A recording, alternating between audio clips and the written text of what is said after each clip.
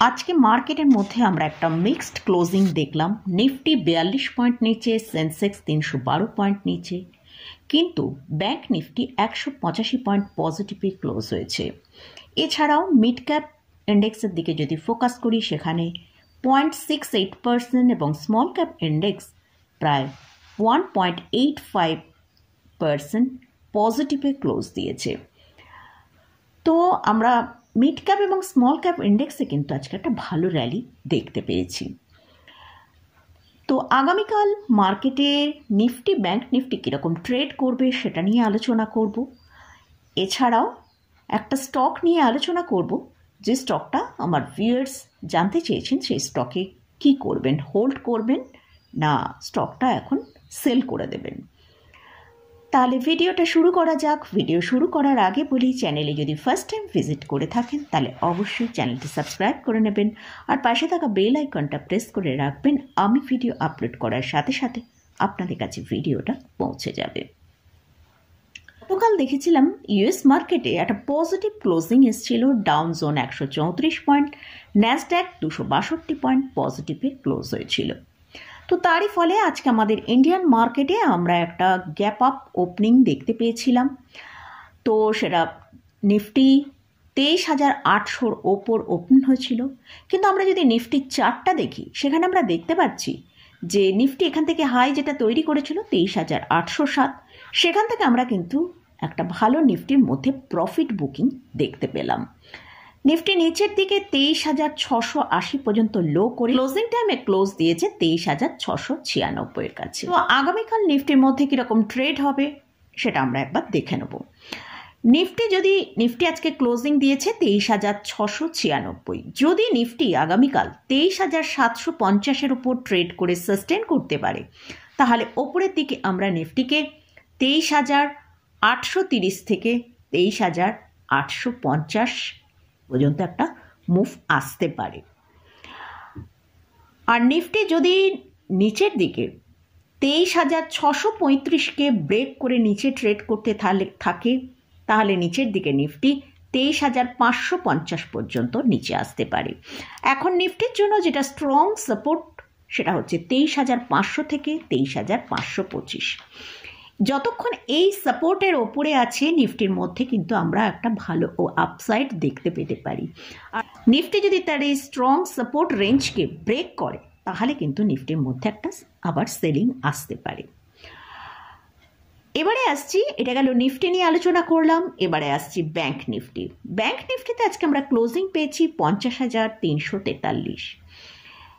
যদি আগামীকাল bank Nifty 50,600 ওপর ট্রেড করতে থাকে তা ওপরের দিকে ব্যাংক নিফটিকে 50,800 থেকে 50,890 পর্যন্ত মুভ করতে দেখতে পারি। আর ব্যাংক নিফটির জন্য যেটা স্ট্রং সাপোর্ট সেটা হচ্ছে 50,000। যদি 50,000কে ব্রেক করে তাহলে কিন্তু ব্যাংক নিফটির মধ্যে একটা ভালো সেলিং আসতে পারে। তো আমাদের কিন্তু মাথায় রাখতে হবে যে ফ্রাইডেতে আরবিআইয়ের পলিসি আছে। তো আগামীকাল হয়তো আমরা লাস্ট আওয়ারে ব্যাংক নিফটির মধ্যে একটা বড় মুভ দেখতে পেতেও পারি। তো যাই হোক, এটা গেল নিফটি এবং ব্যাংক নিফটি নিয়ে আলোচনা করলাম। এবারে আসছি, আমার ভিউয়ার্স বলেছেন তিনি টিউব ইনভেস্টমেন্ট এই স্টকটা হোল্ড করছেন। এই স্টকটা এখন আপাতত তারা 26% লসে তিনি আছেন। তো এই স্টকটায় এখন কি করবেন? স্টকটা সেল করে দেবেন না স্টকটা হোল্ড করবেন? তো আমি এই টিউব ইনভেস্টমেন্ট স্টকটা নিয়ে একটু ডিটেলসে আপনাদের সাথে আলোচনা করছি। টিউব ইনভেস্টমেন্টের কারেন্ট প্রাইস চলছে 2981 টাকা। স্টকটা আজকে প্রায় 3.51% ডিক্লাইন দেখি। স্টকটা তার হায়ার লেভেল থেকে 4,810 থেকে প্রায় 37% পর্যন্ত অলরেডি কারেকশন দেখিয়েছে। স্টকটা আজকে তার 52 উইক যে লো আছে 2980 তাকে টাচ করেছে। তো এখন স্টকটার মধ্যে আমরা এতটা ডিক্লাইন কেন দেখতে পাচ্ছি? স্টকের Q3 যে রেজাল্ট এসছে সেটা কিন্তু খুবই খারাপ রেজাল্ট এসছে। তো আমরা একবার Q3 রেজাল্টটা দেখে নেব।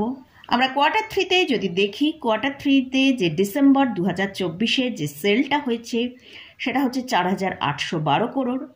সেটাই আমরা যদি ডিসেম্বর 2023-এ দেখি সেখানে ছিল 4197, অর্থাৎ ইয়ার অন ইয়ার বেসিসে স্টকটার মধ্যে আমরা দেখতে পাচ্ছি সেলসে 14.5% সেলস বেড়েছে।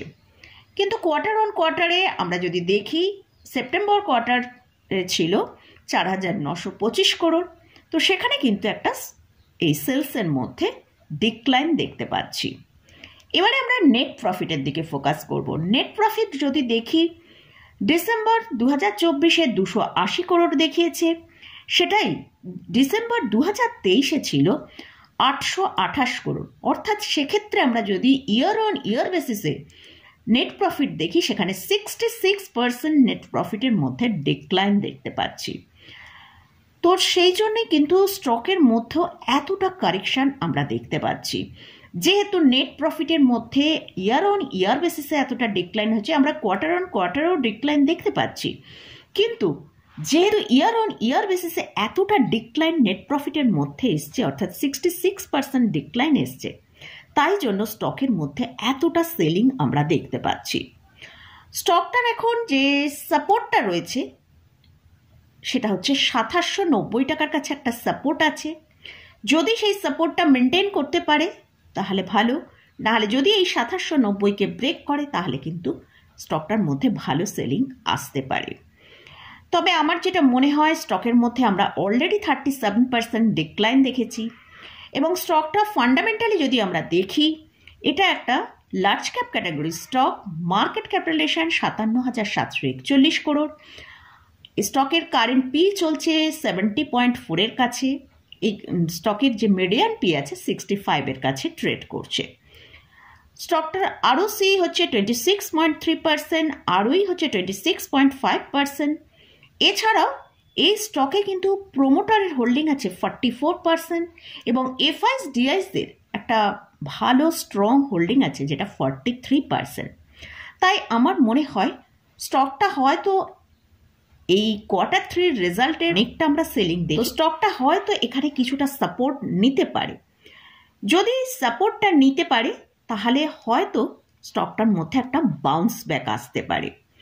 তো যদি একান্তই আপনি এই আপনার স্টককে সেল করতে চান, আমার মনে হয় একটু বাউন্স আসলে স্টকের মধ্যে সেখানে সেল করলে আপনার লসটা কম হবে। এছাড়াও আমরা যদি ব্রোকার হাউসের ভিউ দেখি সেখানে মতিলাল ওসওয়াল তারা এই স্টকের উপর বাই রেটিং দিয়েছে এবং টার্গেট হিসেবে 3690 টাকা টার্গেট দিয়েছে। তাই স্টকটাকে যদি সেল করতে হয় তাহলে স্টকটার যখন একটু বাউন্স আসবে সেই জায়গায় সেল করাটা বেটার হবে। তবে অবশ্যই যেখানে সাপোর্ট বললাম সেটা কিন্তু অবশ্যই মেনটেন করতে হবে। যদি সাপোর্টের নিচে যায় তাহলে কিন্তু স্টকটার ভেতরে একটা ভালো সেলিং আসবে। তো এখন যেখানে স্টকটার প্রাইস চলছে 2981 টাকা, সেখান থেকে মোটামুটি যে সাপোর্টের কথা বলেছি প্রায় 6 থেকে 7%-এর মতন নিচে একটা সাপোর্ট রয়েছে। তো এই স্টকে আমি আমার ভিউটা শেয়ার করলাম। তো যদি কোনো ফাইন্যান্সিয়াল অ্যাডভাইজার থাকে তার সাথে একবার ভালো করে পরামর্শ করে নিয়ে তারপরে সিদ্ধান্ত নিতে পারেন। তো মোটামুটি স্টক এবং ইন্ডেক্স নিয়ে আলোচনা করলাম। এই স্টক বা ইন্ডেক্সে কোনো রকম কোনো রেকমেন্ডেশন নেই। যদি এই স্টকে বা ইন্ডেক্সে কোথাও কোনো পজিশন নিতে চান তাহলে ভালো করে চার্ট অ্যানালিসিস করে নিয়ে তারপর পজিশন নেবেন। তো মোটামুটি আজকের মতন ভিডিওটা এখানেই শেষ করছি। ভিডিওটা যদি ভালো লাগে অবশ্যই লাইক করবেন, শেয়ার করবেন, সাবস্ক্রাইব করবেন। ধন্যবাদ।